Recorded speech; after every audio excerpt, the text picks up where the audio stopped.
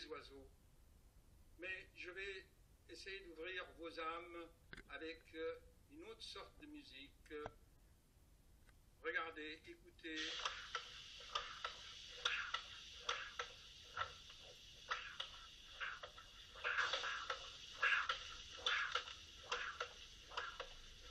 Combien de temps tu fais tirer cette vidéo.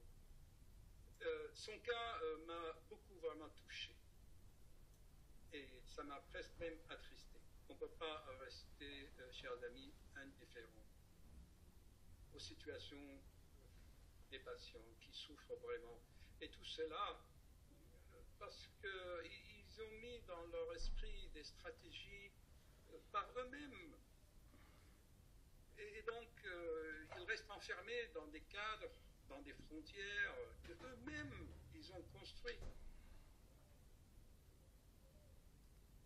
Alors, pour l'aider, à la fin, j'ai utilisé de la rose. Vous savez, vous me connaissez, j'utilise souvent des analogies pour guider, pour aider à prendre conscience. Donc, vers la fin de la consultation, après l'avoir écouté attentivement, je lui dis, écoutez, voilà, connaissez-vous la métaphore de la rose?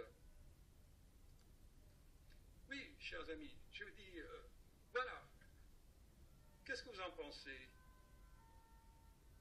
Comment peut-on résumer votre situation par rapport à la rose? Vous êtes d'accord? Je vais vous montrer d'autres photos. Alors là, j'aime bien, je vous ai mis des photos, là, vous voyez, par exemple, c'est le signe de l'infini, la rose, le symbolisme de l'amour infini. Mais qu'est-ce qui manque à cette rose-là? Vous voyez, à cette image, il y a quelque chose qui manque. Hein? C'est sûr que c'est le symbolisme de l'amour éternel, il y a les rose-croix, il y a la souffrance qui accompagne cet amour. Et pourquoi est-ce que les roses, ils ont quelque chose que voilà? Regardez. Là, il y en a un qui dit, la vie est comme une rose. Chaque épine vous fait penser, vous ramène à la réalité. C'est horrible hein, comme image. On a l'impression que les épines sont vraiment de couleur du sang. Hein. C'est incroyable si vous méditez par réflexion, si on réfléchit à tout cela. Mais de nos jours, voyez-vous, quand vous allez chez le fleuriste, il vous vend des roses, il enlève les épines. Et on ne sait plus maintenant de nos jours, cette femme de la cinquantaine, elle ne se souvenait plus que dans la rose, il y a des épines. Il a fallu vraiment que je lui explique. Souvent aussi, quand vous demandez à vos enfants, qu'est-ce que ça fait un œuf? Même des adultes, mais je leur dis, c'est quoi un œuf? Ils ne savent pas que l'œuf peut donner un petit poussin, hein, simplement par la chaleur de l'amour hein, de sa maman poule. Bon, on va venir à mon sujet de la rose et comment je peux vous expliquer le souffle au cœur et la pathologie par cette magnifique analogie, cette métaphore de la rose et ses épines. Voyez-vous déjà, est-ce que vous voyez ici dans cette vidéo, là, numéro 33, hein, je vous parlais déjà énormément de questions.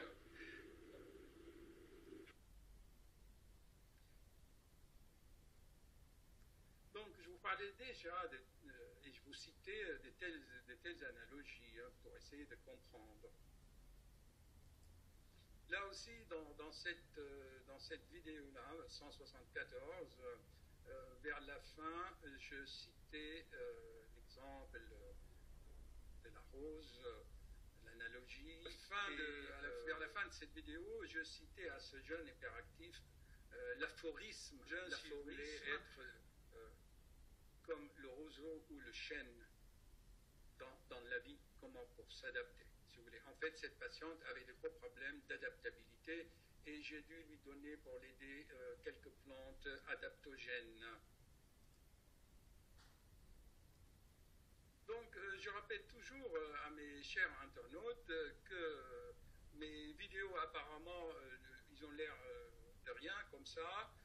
Et deux choses, le titre ne reflète pas le contenu. Et ensuite, il forme comme un collier de perles. Il y a vraiment une fois un internaute, je crois que de Brésil ou de l'Argentine, il m'a envoyé un mail en me disant: docteur, j'ai vu toutes vos vidéos et effectivement vous y avez caché des trésors et une de vos vidéos parle d'un livre que j'avais lu sur la prophétie des ondes, heures sensibles des gens. Il y a une sorte de résonance qui se fait et on retrouve en quelque sorte, je ne dis pas entre guillemets, ces vérités qui sont universelles, intemporelles et éternelles.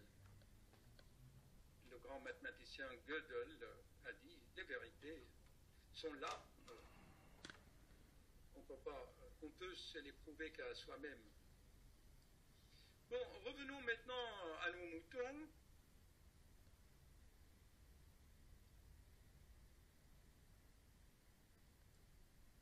Et je vais essayer de vous expliquer les mécanismes du souffle cardiaque et quelles sont les deux questions que vous devez poser à votre cardiologue ou à votre médecin généraliste pour avoir des réponses ou des explications pour votre vie pratique. Je vais essayer de vous expliquer en utilisant l'aphorisme de la rose et ses pétales pour comprendre les souffles cardiaques. Car souvent les patients nous posent des questions: docteur, expliquez-moi. Et ils exigent des réponses.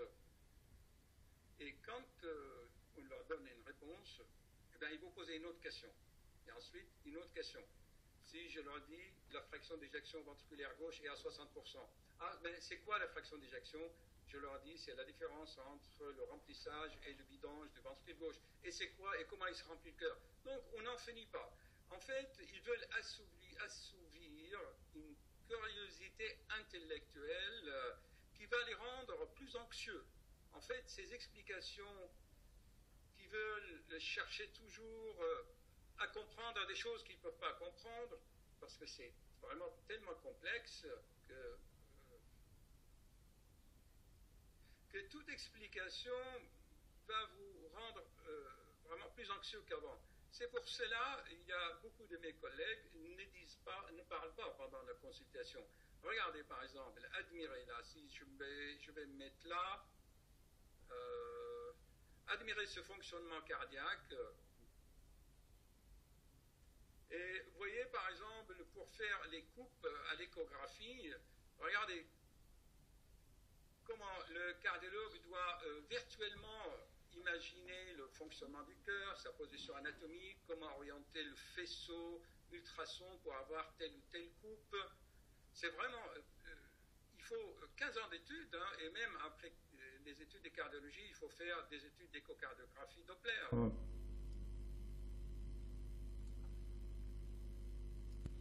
Il y en a aussi qui aiment poser des questions pour le plaisir de poser des questions. Je vous l'avais déjà expliqué dans d'autres vidéos. Et il y en a qui disent: oui, docteur, bah, si je ne pose pas des questions, ça veut dire que les gens vont me juger en disant que je ne suis pas curieux. Je pose des questions pour montrer que je suis curieux.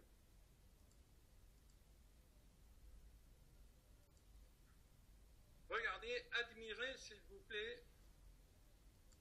Regardez, je vais vous laisser quelques instants admirer cette éternelle activité du cœur. J'ai dû faire des découpages vidéo pour vous le montrer. Hein. Regardez comment le sang arrive au niveau des oreillettes, ensuite il arrive au ventricule, puis il est éjecté dans l'aorte et dans l'artère pulmonaire. Hein. Il y a le sang bleu qui va dans les poumons s'oxygéner, il revient des poumons ici, et hop.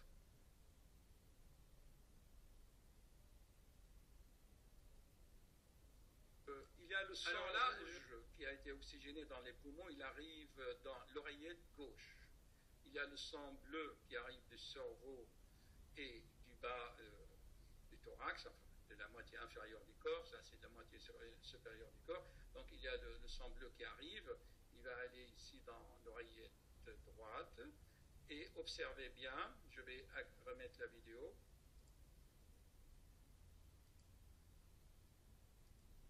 Donc ensuite, le sang va venir des oreillettes dans les ventricules. Le ventricule droit va l'envoyer dans l'artère pulmonaire ici, et le ventricule gauche va l'envoyer dans l'aorte, et l'aorte va le distribuer dans tout le corps. Observez bien ce qui va dans l'aorte, et le sang bleu va aller au poumon ici. Vous voyez déjà que ce fonctionnement est extrêmement complexe.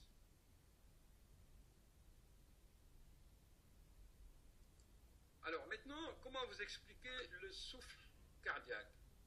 Écoutez, chers amis, écoutez-moi bien. Pensez toujours à la rose. Est-ce que vous voyez bien là ce que je vous présente? Voyez les pétales là? Est-ce que vous les voyez bien, les pétales, hein? Eh bien, les valves mitrales sont comme des pétales de rose souples. Ils sont très jolis. Vous pouvez rester des heures en train de méditer. C'est une méditation par le mouvement, par la réflexion. Imaginez que ce mouvement est éternel. Le cœur ne se fatigue pas en travaillant, parce que je vais vous l'expliquer dans d'autres vidéos, que le cœur se repose plus qu'il travaille. Hein. Et que, pensez à ces pétales de rose, et quand le sang passe à travers les valves, eh bien, ça siffle, les valves vibrent, et ça fait donc des vibrations, des sons qu'on peut entendre. Dans le temps, on l'entendait avec le stéthoscope. Alors, écoutez-moi bien. Souvent, il y a des cardiologues qui sont très gentils, très compétents. Ils vous font une échocardiographie et ils voient des flux à travers l'une des valves, soit la valve mitrale, soit la valve aortique. Alors ils vont vous dire, oui, vous avez une insuffisance mitrale, oui, vous avez une insuffisance aortique, oui, vous avez ceci ou cela. Alors donc, ils vont générer l'angoisse dans l'esprit des patients. Alors, quand, premièrement, vous voyez un généraliste, il vous dit que, ah tiens, j'entends un souffle de cœur. Ok. Quelle est la question que vous devez lui poser? Docteur, dites-moi s'il vous plaît, avec le simple stéthoscope, est-ce que vous pouvez me dire si c'est un souffle fonctionnel, des souffles fonctionnels, ou c'est un souffle organique? Quelle différence entre un souffle fonctionnel et un souffle organique? Dans le souffle fonctionnel, les valves, ici, les valvules, les pétales de rose, ne sont pas lésés, ils ne sont pas endommagés, ils ne sont pas corrompus, ils ne sont pas infectés. Il n'y a pas d'inflammation, il n'y a pas d'épaississement des valves. Ça, c'est un souffle fonctionnel. Et les causes, comme je vous les explique toujours, les causes sont multiples. Une simple anémie chez les jeunes filles qui ont des règles un peu hémorragiques peut donner des turbulences dans la rhéologie et dans la fluidité du sang, dans la viscosité du sang, le simple fer, hein, l'anémie. Et ça fait des souffles anémiques. La position du dos, si vous avez une scoliose ou si vous avez une syphose, eh bien, on va entendre le cœur d'une façon plus rapprochée de votre paroi thoracique, on va entendre des souffles. Il y a l'hyperdébit, il y a les angoisses.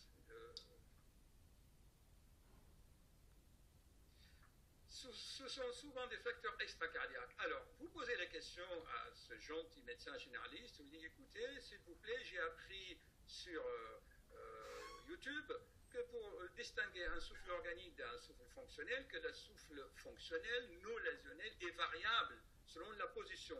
Alors, comme le souffle fonctionnel est variable et dépend du débit, comme le robinet. Vous ouvrez le robinet, un tout petit peu, l'eau va couler doucement, sans bruit. Vous ouvrez le robinet très fort, l'eau va couler plus, avec plus de débit, et vous entendez l'eau couler dans le robinet. C'est aussi simple que ça. Ce n'est pas la peine d'aller faire des cours par des grands professeurs à l'université qui vont se la jouer et vont vous dire, oh là là, c'est très complexe et tout ça. On peut parfois simplifier un peu, hein, chers amis. pour vous détendre et ne pas créer l'angoisse dans votre esprit. Donc, vous allez dire à ce gentil docteur, s'il vous plaît, pourriez-vous me sculpter debout? Parce qu'en position couchée, on entend un souffle, et en position debout, on entend moins ou plus du tout. Et pourquoi? Ben, vous allez comprendre. C'est qu'il y a une partie du sang va aller dans les jambes, et le cœur est soulagé, il va débiter moins, et le souffle sera atténué. Ok? Est-ce que vous avez compris cela? Voilà. C'est la question que vous devez poser à votre médecin généraliste. Et si un cardiologue vous dit que vous avez un souffle, ben vous lui dites, docteur, s'il vous plaît, à l'échographie là. Hein, je vais vous montrer l'échographie. Allez. Voilà, vous allez dire à votre cardiologue, s'il vous plaît, regardez à votre échographie ici, à l'échographie là, est-ce que les valves sont lésées, ils sont endommagés, ou c'est simplement juste un flux à travers les valves? Vous voyez là, je m'excuse là, je vais mettre ça ici. Vous voyez à travers les valves et en Doppler couleur, on voit très bien le flux. Alors vous voyez ici, ici c'est les valves mitrales, ils sont vraiment très fines et ils ne sont pas lésés ni endommagés. Et ça, le cardiologue avec son échographe, il peut tout de suite vous le dire si vous avez besoin d'une opération ou non pour les valves. Hein. Donc, en général, dans 95% des cas en Europe, les souffles sont fonctionnels. Hein. Alors, les deux extrêmes de la vie, hein, vous savez, les deux extrêmes de la vie. Les enfants, parfois, ils naissent avec des malformations, les valves au sigmoïde, au lieu d'en avoir 3, eh bien, il y en a 2, ou parfois il y a des communications entre les oreillettes dans les ventricules. Ça, c'est des malformations congénitales. Ça, on voit surtout beaucoup dans les pays sous-développés en raison de beaucoup de facteurs de l'environnement. Hein. Ça, c'est donc au début de la vie chez les enfants. Et puis, ce qu'on appelle les inflammations des valves par des microbes, les microbes, les endocardites, les rhumatismes cardiaques, hein, suite à des angines, un streptocoque. Ça commence dans l'enfance et puis on le décèle chez les adultes plus tard. Et surtout à l'âge extrême de la vie, aux deux extrémités de la vie, hein, les enfants et les vieillards, parfois il y a des calcifications ici au niveau des valves, exactement comme le calcaire au niveau de Ropinet. Eh bien, là où le sang est éjecté, eh bien, c'est rétréci, ça siffle un peu. À ce moment-là, avec un simple stéthoscope, on peut vraiment détecter si le souffle est grave ou non. Et puis, je vais vous donner un truc, chers amis. Si vous avez un souffle, vous mettez la main sur le cœur, hein, d'accord? Vous mettez la main, je vais faire comme ça, vous voyez, ici, sur le cœur. Si vous sentez un frémissement, comme le ronronnement du chat, c'est sûr que le souffle est organique, ça, c'est sûr. Si vous avez un souffle, vous mettez votre main et vous ne sentez pas un frémissement, on appelle ça le frémissement cathère, ce que le souffle n'est pas grave, d'accord? Et les variables, elles changent tout le temps en fonction de beaucoup de facteurs, comme je l'ai dit. Donc, chers amis, j'espère vous avoir aidé et diminuer vos angoisses et votre stress quand vous allez chez les médecins, les cardiologues pour un souffle-cœur. Ok, on résume la situation. Souffle fonctionnel sans lésion au niveau des pétales, au niveau des feuillets, au niveau des valves, et des souffles organiques lésionnels où les valves sont vraiment endommagées. Ok? Alors, autre chose, s'il vous plaît, ne posez pas beaucoup de questions parce que ça va vous rendre plus anxieux et ça sera la confusion dans votre esprit. Pensez juste des questions utiles. Si le souffle est fonctionnel, si ça dépend de l'anémie ou du stress ou de l'hypertension, vous soignez l'hypertension. Et puis moi, je vis personnellement dans mon cabinet des gens qui avaient des flux. Moi, je ne dis jamais qu'il y a des souffles. Je dis qu'il y a des flux rétrogrades, hein, par exemple du ventricule vers. Si je fais ça, par exemple, vous voyez, si je fais ça, hein, eh bien, est-ce que vous voyez, la valve, c'est là, hein, la valve, c'est là, il s'ouvre, il se ferme, hein, ça, c'est les ventricules, ici, c'est les oreillettes. Alors, si les deux feuillets, là, ici, là, ils ne s'appliquent pas correctement, là, ben, le sang va passer. S'ils sont bien fermés, le sang ne passe pas. Hein. Parfois, l'anneau est dilaté et les deux feuillets, hein, les valves, ne s'appliquent pas l'un contre l'autre. Hein. Alors, moi, je donne souvent cet exemple aux patients. Vous voyez, là, les deux valves sont comme ça. Surtout, moi, j'aime bien la valve mitrale, parce que la valve mitrale, ça, j'aime bien, il y a deux valves. Il y a une valve qui est petite, il y a un autre qui est plus grande. Moi, je l'ai dit, vous voyez, il y en a un qui est in et l'autre qui est yang. Hein. Avec l'âge, celui-là, il se calcifie. Alors, la grande valve vient glisser là-dessus. Et comme vous voyez, il n'a plus de coaptation. La grande valve il ne vient pas fermer bien. Donc, il y a une petite déhiscence et le sang passe à travers et ça siffle un peu. Est-ce que vous voyez un peu les idées, hein? Donc, moi, je dis ça, c'est la valve de la mère, ça, c'est le père, ça, c'est actif, ça, c'est passif. On peut symboliser beaucoup de choses. Hein. Et mes patients s'étonnent toujours que je fais des analogies, des aphorismes, des métaphores. Tout ça, ça aide à diminuer les angoisses, mais d'une façon scientifique. Hein. Ce n'est pas comme ça des paroles dans l'air. Hein. OK? Eh bien, chers amis, remercions la rose et ses épines de m'avoir inspiré cette vidéo. Et je vais vous lire ce que la patiente m'a écrit quand je lui ai dit de méditer sur la rose. Alors voilà ce qu'elle m'a écrit. Tout d'abord, avant de développer, parce que je demande aux patients, quand ils rentrent à la maison, je leur fais faire des devoirs pour voir s'ils ont tiré quelque chose, s'ils ont changé de point de vue, s'ils ont sorti de leur cadre à eux. Mais je pense que malheureusement, c'est difficile de changer de point de vue chez les êtres humains. Je vous l'avais souvent expliqué dans mes vidéos. Hein. Alors voilà ce qu'il m'a écrit. Rebonjour docteur. Tout d'abord, avant de développer sur ce qui m'est venu à propos de la métaphore de la rose et de l'épine, là il m'explique un truc médical, après qu'est-ce qu'il me dit? Mais revenons à ce qui est important, c'est-à-dire la rose. Je me souviens bien, la rose a des épines parce qu'elle est belle et précieuse comme elle est. Celles-ci sont nécessaires pour ne pas se faire manger par les moutons. Voilà. Donc, les roses, ils ont des épines pour ne pas se faire manger par les moutons. Eh ben voilà. Après, il me dit, après, c'est intéressant d'aller encore un peu plus loin. La rose, dans sa forme sauvage, c'est l'églantier. Et l'églantier fait partie des végétaux épineux que l'on trouve dans les terrains frontières et qui protègent bien plus que leurs propres fleurs. En effet, sans ces buissons d'églantiers, de prunus et de ronciers, les jeunes plantes d'arbres seraient mangées par les cervidés, par exemple, et les moutons, avant même de pouvoir atteindre le stade de chêne majestueux par excellence. Moralité, les épines, mieux vaut que ne pas trop s'y frotter, mais avant de maugréer contre elles, cherchons le trésor, voir les trésors qu'elles gardent. Alors appréciez ces trésors et remerciez les épines pour leur efficacité. Alors voilà, ça c'est un point de vue. Alors il y en a qui disent, écoutez, la vie c'est comme une rose et les épines vous ramènent à la réalité. Il y en a qui vous disent que la souffrance et la joie, il y a une alternance et après les joies, il y a les souffrances. Il y en a qui vont vous symboliser ça avec de l'amour, et l'amour, ça fait souffrir. Comme il dit là, une poète là sur l'amour. Lorsque l'amour vous fait déjà suivez-le, et lorsque la nuit, il vous adresse la parole, croyez en lui, bien que sa voix puisse exploser vos rêves, comme le vent du nord dévaste les jardins. Qu'est-ce qu'ils disent là, ce poète là? Il dit, c'est sûr que l'amour suffit à elle-même. C'est bien cette phrase. Alors voyons, l'amour ne possède pas et ne veut pas être possédé. C'est peut-être pour ça la rose ne veut pas être possédée, il s'est mise des épines. Allez savoir, chers amis, ça je vous donne un sujet de réflexion. Pourquoi est-ce que la nature ou le créateur ou le concepteur a mis des épines sur les roses? C'est quand même extraordinaire.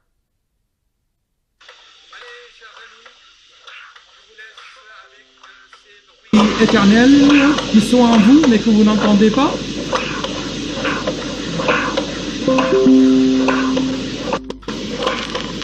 Au revoir et bonne journée.